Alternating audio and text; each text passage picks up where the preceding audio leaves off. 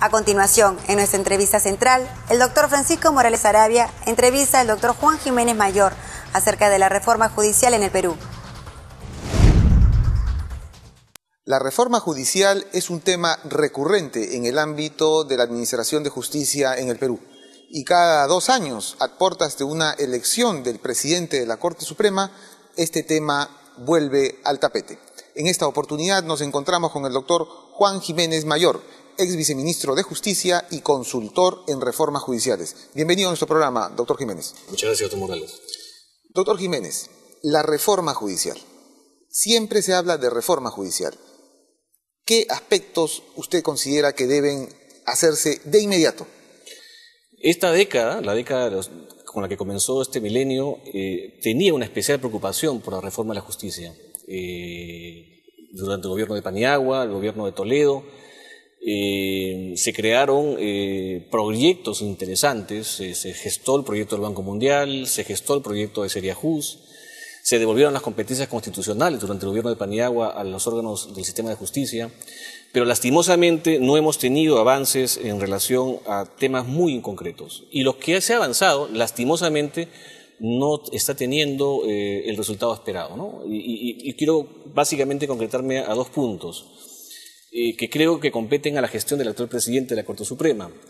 En primer lugar, la ley de carrera judicial y la reforma procesal penal, ¿no? 2 puntos que estaban en la agenda del actual presidente y que lastimosamente no han tenido o no tienen el impacto deseado.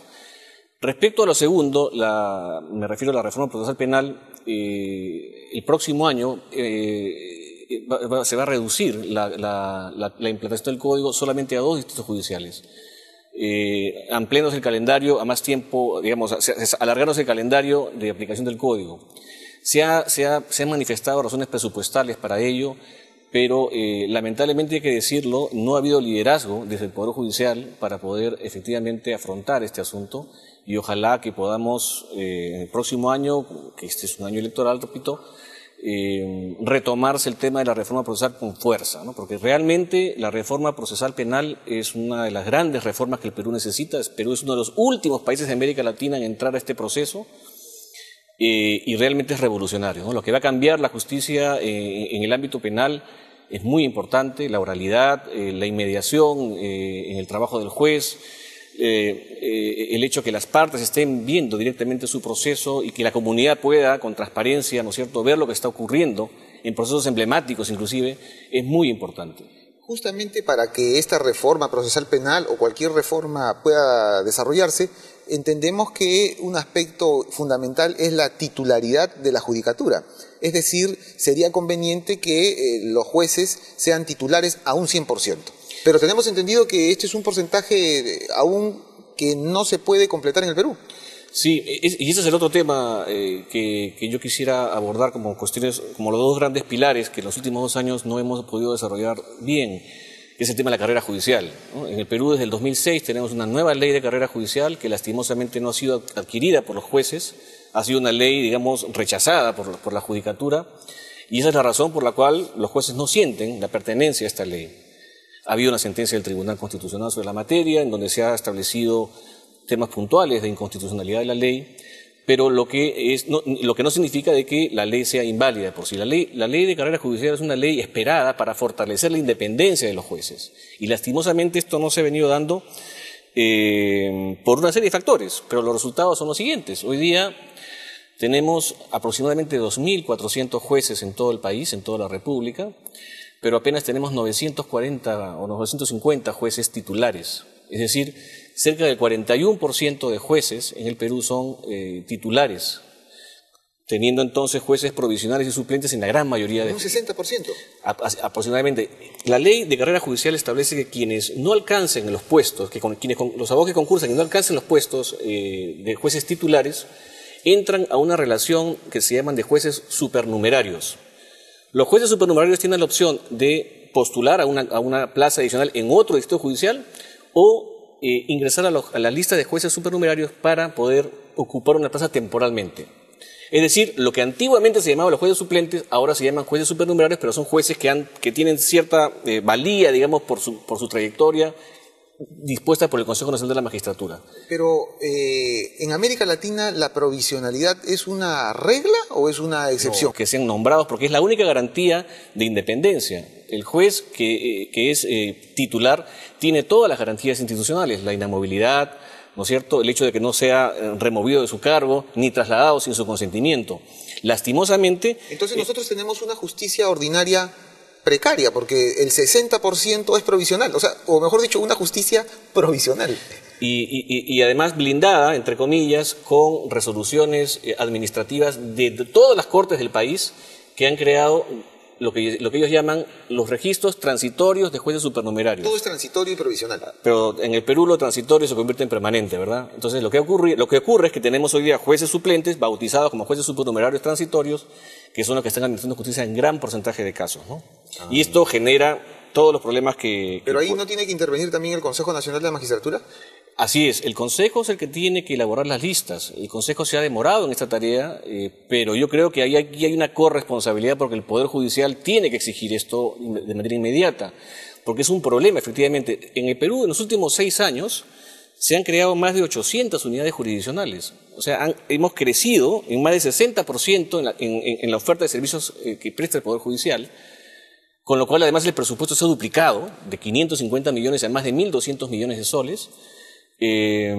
Pero con esta precariedad de crear juzgados, crear salas sin tener una... Con jueces provisionales. Así es, ¿no? No hemos crecido a la velocidad legal que requerimos, ¿no? Hay un aspecto central de la estructura del Poder Judicial que se comenta en los ámbitos académicos, también en los ámbitos especializados.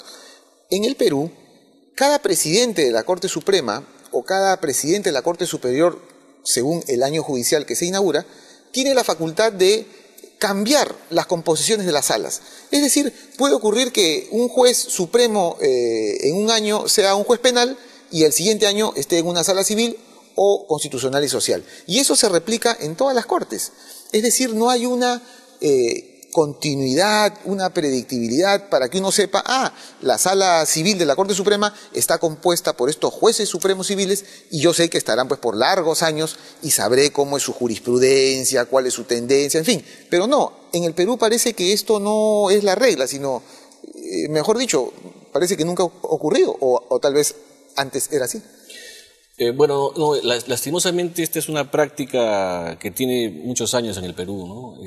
La reconformación anual de la Corte Suprema y de las Cortes Superiores, porque esto se da a estos dos niveles, se da hace muchos años en el Perú. Pero esta es una práctica que es inconstitucional y puede generar lo que los expertos denominan un estado de cosas inconstitucional. Por 2 motivos. En primer lugar, porque esta atribución viola un artículo expreso de la Constitución que establece el principio de inamovilidad de los jueces, además el principio del juez natural.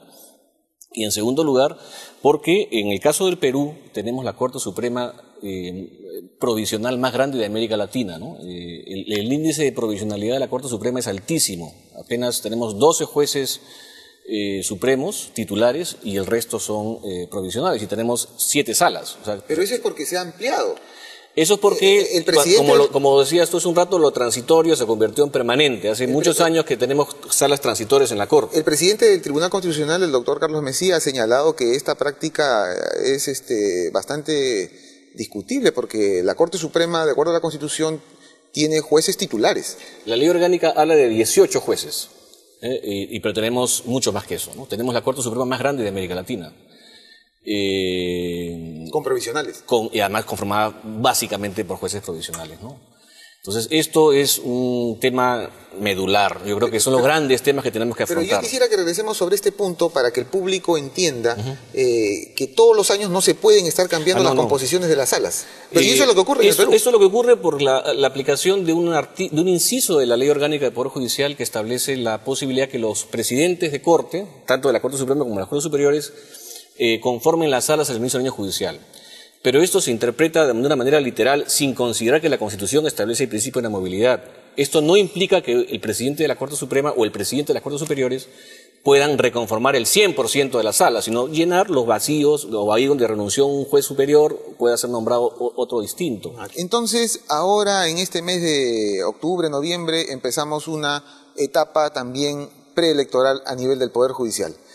Algunos señores jueces supremos tentarán presidir este importante poder del Estado, ¿no? ¿Qué propuestas, qué alternativas, qué cuestiones medulares son las que deben discutir los jueces supremos en esta nueva elección? Bueno, se ha dado un caso importante en los últimos años de elecciones de los presidentes de las Cortes Supremas, en donde difunden sus planes de gobierno. Yo entiendo que esto también va a suceder este año, o sea que vamos a tener la posibilidad de contrastar planes, más allá de que la elección le realizan los magistrados o los jueces supremos titulares, que pueda la comunidad saber qué cosa se va a hacer en el Poder Judicial en los próximos 2 años. En realidad la agenda que se viene es una agenda interesante, comienza un nuevo gobierno también a nivel central del Poder Ejecutivo y un nuevo gobierno en la Judicatura.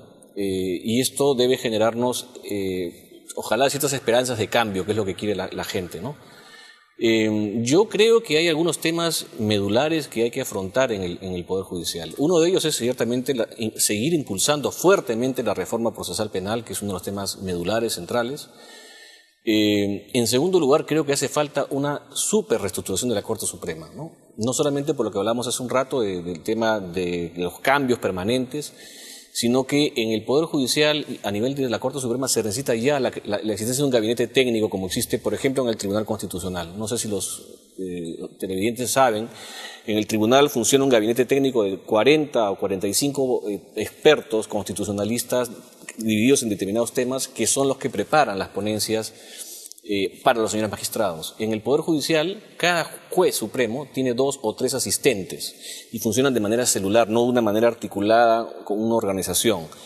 Yo creo que los recursos que se estén invirtiendo acá hay que ponerlos de una mejor manera, para ser más eficientes y poder efectivamente, además con esta estructura, una estructura por líneas temáticas, producir jurisprudencia más o menos homogénea, ¿no? Bueno, doctor, ha sido un gusto tenerlo en nuestro programa y esperamos contar con usted nuevamente para seguramente a principios del próximo año o en unos meses comentar cómo se produjo esta nueva elección en el Poder Judicial. Bueno, muchas gracias.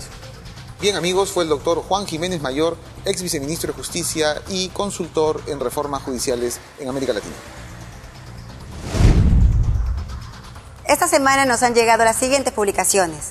La Asociación Peruana de Derecho Administrativo y la Pontificia Universidad Católica del Perú nos presentan Modernizando el Estado para un País Mejor. Esta publicación contiene las ponencias del 4º Congreso Nacional de Derecho Administrativo. La Asociación Peruana de Derecho Municipal y el Colegio de Abogados de Arequipa nos presentan Memorias del Primer Congreso Nacional de Derecho Municipal. Esta publicación reúne las ponencias desarrolladas durante el Congreso, que contó con la participación del doctor Gerardo Eto Cruz, magistrado del Tribunal Constitucional, Domingo García Belaúnde, Ángel de Delgado Silva, entre otros destacados juristas. Bien, amigos, esto fue todo por hoy. Esperamos que el programa haya sido de su agrado. Si desea comunicarse con nosotros, escríbanos al correo electrónico que aparece en su pantalla.